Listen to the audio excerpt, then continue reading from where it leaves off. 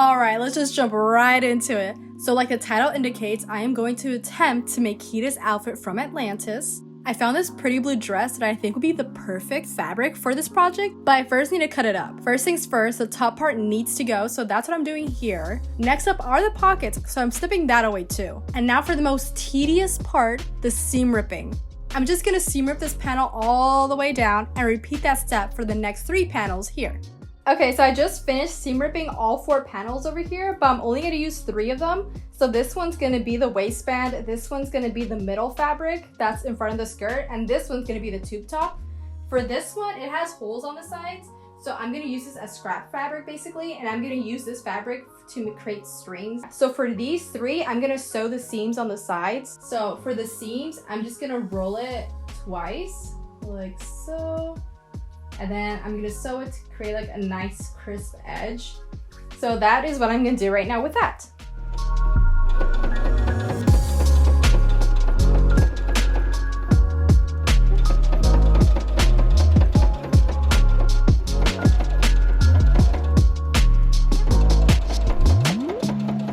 Alright, so I just finished sewing the seams for the front piece of the fabric of the skirt. As you can see, this piece of fabric is 30 inches long and 11 inches wide. And as you can see, I used the double method for the seams right here.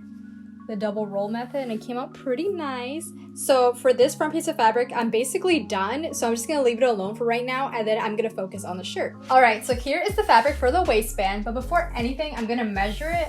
So this is going to be about 30.5 inches wide, I believe, and then 11.5 inches long. Right now I'm having the pretty side facing me, so when I fold it, the ugly side will be facing me. And then I'm going to sew the edges right here just to make a tube, and at the very end I could like flip it inside out. So here it is all pinned up, all nice and neat, and yeah, now it's time to go for the sewing machine.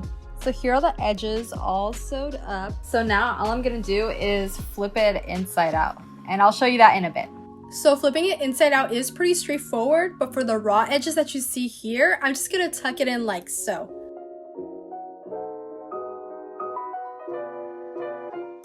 The waistband is still a bit wider than I would like, so I'm gonna fold it in half once more and pin the middle to mark where the front fabric is going to go.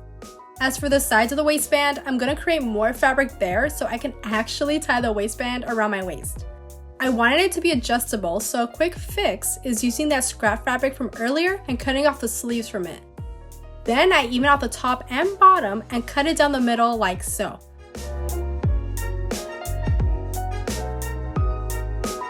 Once I've done that to both sleeves, I'm going to fold the fabric so the ugly side is facing me and then pin that in place.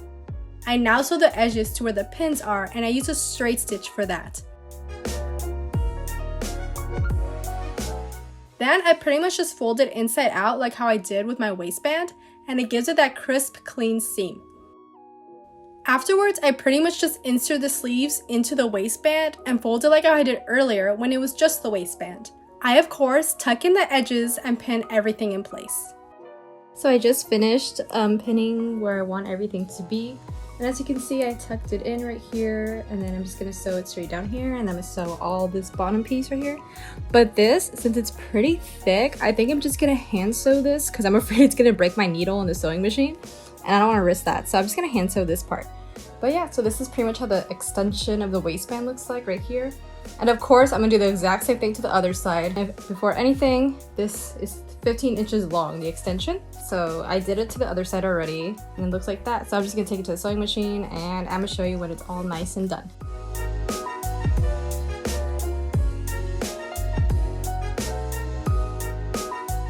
I finished hand sewing the fat part right here, and this is how the waistband and the front piece of fabric came out.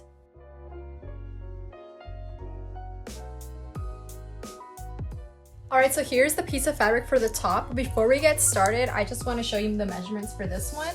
So for this top, it's going to be 30 inches wide and it is going to be 11 inches long. So for the top, I already sewed the seams right here, so I'm good with that. And this top right here, I didn't have to sew the seams at all. It already came with it, so that's always a plus. So for this one right here, I'm just going to pin it down and then I'm going to try to fold this in so it doesn't look so much of like a raw piece. And then after I'm done pinning, it should look something like this, nice and clean. So I'm just going to sew the sides right here and make it as clean as possible. So I just finished pinning the raw edges right here and now I'm just gonna sew it along the lines and take it to the sewing machine.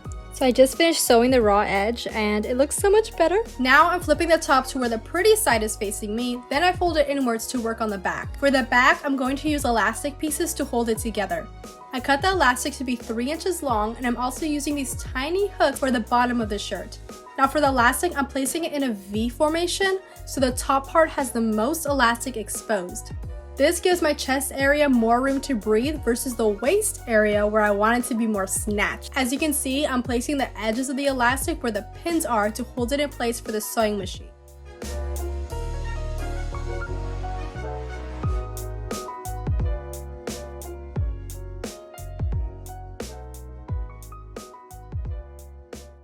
Here it is finished, and I also used a zigzag stitch for more stretch, and I sewed it closer to the edges. Now I'm going to hand sew the tiny hooks, and I end up using a darker thread so you can see it better. This is how it looks flipped inside out, and we are almost done with the top. For the last part, I'm going to quickly make a string by using the double fold method and sewing the seam of it like so. Then I just grab the string and tie it in front of the top, and this is how it came out. So I'm going to turn this dress into the skirts of the costume. And as you can see, it has a giant zipper in the middle. So I'm definitely going to de-spine it. I use my seam ripper yet again to remove it. And then I'm going to see what I'm working with afterwards. So I'm going to show you when it's already pretty much de-spined. So I actually made like a prototype of the skirt first, which I highly recommend. But this is the measurements for that. For the waist, it's going to be about 28.5 inches. And the crotch area will be about 33.5 inches. The side peak is going to be about 37 inches and the rounded area is about 13 inches wide. The main peak is 20 inches and the inner seam of the skirt is about 8.5 inches. The peak to the rounded area of the skirt is about 7 to 8 inches and the rounded area to the main peak is 17 inches. And of course, I'm just quickly checking that the other side has the same measurements.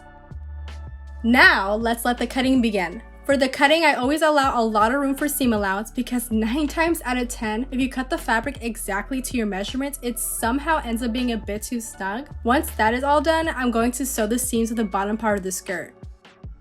The waist already has the seams sewed and the sides don't need to be seamed, so I'll just be focusing on the bottom part of the skirt and pin everything in place like so.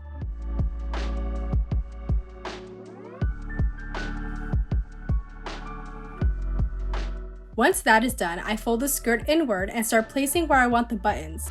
These no-show buttons are so easy to sew on and I really love how discreet they are. Here it is all sewed in place and the hard part of the costume is finally over. For the red band that's around the skirt, I'm just tying a scarf around my hips like this and now the costume is all finished. Here is the final look with everything all together.